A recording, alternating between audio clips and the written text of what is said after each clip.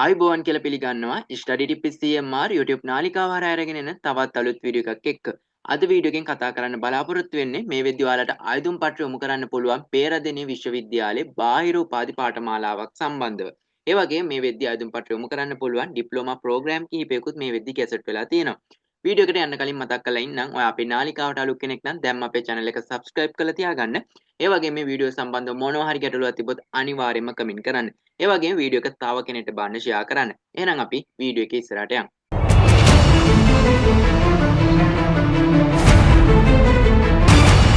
Study tips with CMR. මේ සඳහා ඔයගොල්ලෝ ආයුධම් පත්‍ර යොමු කරන්න බලාපොරොත්තු වෙනවා නම් මුලින්ම ඔයගොල්ලෝ පේරාදෙණිය විශ්වවිද්‍යාලයේ CDCE වෙබ්සයිට් එක සඳහා ලොග් වෙන්න ඕනේ. මේ විදිහට ඔයගොල්ලන්ට Google එකේ සර්ච් කරගැනීමේ හැකියාව තියෙනවා. එතනින් පස්සේ ඔයගොල්ලන්ට මේ වෙබ් අඩවියට ලොග් වෙලා බලා ගන්න පුළුවන්. මෙතන සඳහන් කරලා තියෙනවා new intake active click to the apply කියලා. මේ අර ඔයගොල්ලන්ට බලා ගැනීමට හැකියාව තියෙනවා මේ වෙද්දි කැසට් වෙලා තියෙන උපාධි පාඨමාලාව සහ ඩිප්ලෝමා පාඨමාලා සහ සර්ටිෆිකේට් පාඨමාලා. මේ ඔයගොල්ලන්ට ඔන්ලයින් තමයි ආයුධම් පත්‍ර යොමු කරන්න තියෙන්නේ. ඔයගොල්ලන්ට මුලින්ම බලා ගන්න පුළුවන් BBA ඩිග්‍රී ප්‍රෝග්‍රෑම් එක තියෙනවා. Bachelor of Business Administration. මේ සඳහා ඔයාලා ආයුධම් පත්‍ර යොමු කරන්න බලාපොරොත්තු වෙනවා නම් ඔයගොල්ලන්ට ඔන්ලයින් තමයි ආයුධම් පත්‍ර යොමු කරන්න තියෙන්නේ. ඒ වගේම මේ ඩිග්‍රී ප්‍රෝග්‍රෑම් එකත් ඔන්ලයින් හදාරන්න තියෙන්නේ. ඒ වගේම මේකේ එක්සෑම් ලිවීම සඳහා ඔයගොල්ලන්ට විශ්වවිද්‍යාලයට ෆිසිකල් යන්න වෙනවා.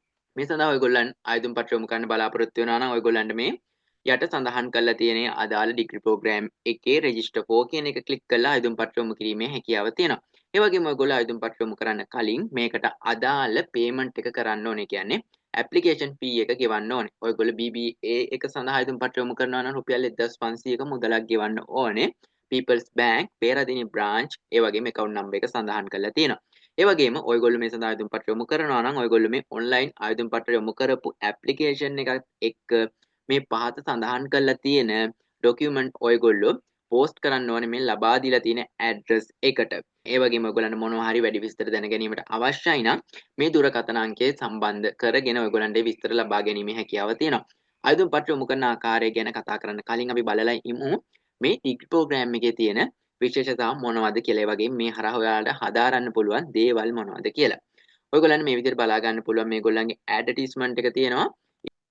මේක සඳහන් කරලා තියෙනවා ඔයගොල්ලන්ට ඇතුළත් වීමට අවශ්‍ය සුදුසුකම් මොනවද කියලා. ඔයගොල්ලෝ අපොස උසස් පෙළ විභාගයේ ඕනෑම වාර ගණනකින් සබ්ජෙක්ට් 3 පාස් වෙලා තියෙන්න ඕනේ.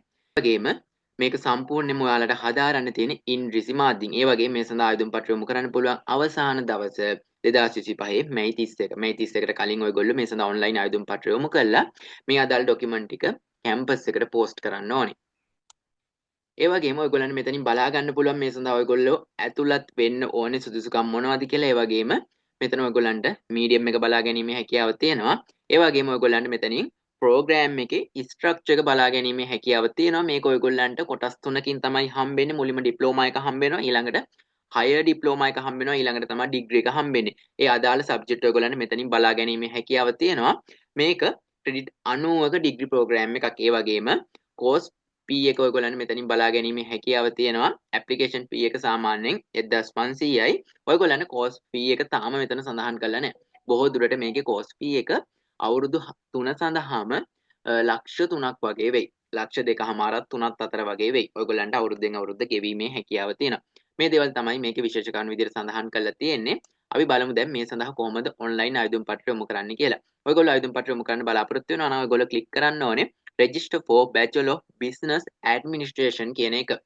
මෙතන ක්ලික් කරාට පස්සේ ඔයාමත් පොඩි details ප්‍රමාණයක් තමයි ලබා දෙන්න තියෙන්නේ. මෙතන ඔයාගේ සම්පූර්ණ personal details තමයි ලබා දෙන්න තියෙන්නේ. ඔයාගේ title එක, ඔයාගේ initial එක කියන්නේ මුල් ලකුරු, ඒ වගේම ඔයාගේ last name එක, ඒ වගේම ඔයාගේ full name එක, ඒ වගේම ඔයාගේ gender එක, ඒ වගේම ඔයාගේ civil status එක, ඒ වගේම ඔයාගේ NIC number එක, ඒ වගේම ඔයාගේ birthday එක, medium එක, ඇඩ්‍රස් එක ලයින් 3කට දෙන්න තියෙන 3කට හෝ 4කට ඊළඟට ඔයාගේ දිස්ත්‍රික්ක එක ඊළඟට ඔයාගේ ප්‍රොවින්ස් එක ඔයාගේ ටෙලිෆෝන් නම්බර් එක WhatsApp ඒ වගේම ඊමේල් එක මේ ටික තමයි ඔයාගේ පෞද්ගලික තොරතුරු විදියට ඔයාට ලබා දෙන්න තියෙන්නේ ඊළඟට ඔයාගේ qualifications තමයි මෙතන සඳහන් කරගන්න ඕනේ ඔයාගේ exam එක මෙතන අහලා තියෙනවා ඔයා A level වලට පෙනී හිටපු ඒ වගේම ඔයාගේ stream එක මෙතන select කරගන්න ඕනේ ඒ වගේම ඔයාගේ year එක මෙතන දාගන්න ඕනේ ඊළඟට ඔයාගේ සබ්ජෙක්ට් තුන මෙතන දාගෙන ඒකට අදාළ ග්‍රේඩ් මෙතන දාගන්න ඕනේ. ඒ වගේම ඉන්ඩෙක්ස් නම්බර් එක, ඒ වගේම ඔයාගේ ඉසඩ් ස්කෝර් එක මෙතන දාගන්න ඕනේ. ඒ වගේම ඔයාගේ රිසල්ට් එක විශ්වවිද්‍යාල සඳහා යොමු කිරීමට සුදුසුද නැද්ද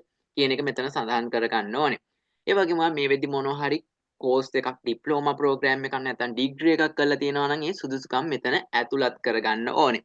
මේ දේවල් ඇතුළත් කරගත්තට පස්සේ ඔයගොල්ලන්ට next කරන්න පුළුවන්. next කරාට පස්සේ ඔයාගේ payment details තමයි add කරගන්න තියෙන්නේ. එතනින් පස්සේ ඔයගොල්ලන්ට application එක download කරගැනීමේ හැකියාව තියෙනවා. application එක download කරගත්තට පස්සේ ඔයගොල්ලෝ මේ සඳහන් කරලා තියෙන document එක මෙහෙට post කරන්න ඕනේ. ඔයගොල්ලෝ මේ A level වල original certificate නෙවෙයි post කරන්න ඕනේ. ඔයගොල්ලෝ ඒවා certified කරගන්න ඕනේ. ඒ කියන්නේ ඔයගොල්ලෝ ඒ වගේ ෆොටෝ කොපි ගහලා ඒවා සහතික කරලා තමයි යවන්න ඕනේ.